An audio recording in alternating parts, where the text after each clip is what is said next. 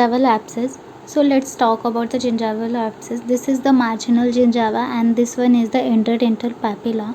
So according to the definition, the localized purulent infection that's involve only the marginal gingiva and the interdental papilla. It's called as the gingival abscess.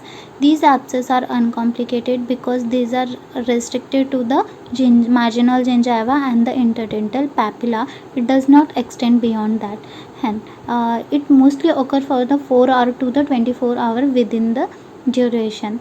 And in that, what happened, these lesions, these abscess, it's look like a red swelling, and its surface is a smooth and shiny surfaces, and it is a pointed fluctuated with the surface orifices. These orifices when ruptured, then it may be release the purulent exudate, and in adjacent tooth there is a pain on purcation is present, and its prognosis is good because it rupture spontaneously, and it is uncomplicated because it does not extend beyond the marginal gingiva.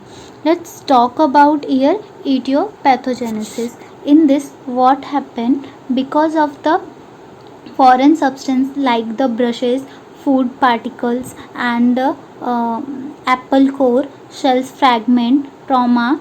Because of that, what inflammation is occur, and these inflammation are attracted the bacterial invagination into the gingiva.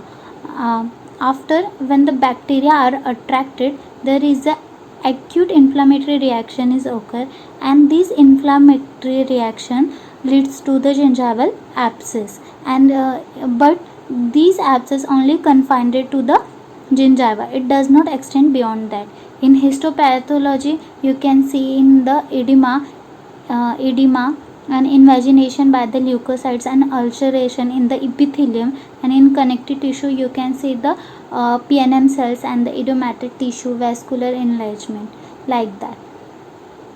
Thank you for watching the channel. Please like, share and subscribe the Dental Doc.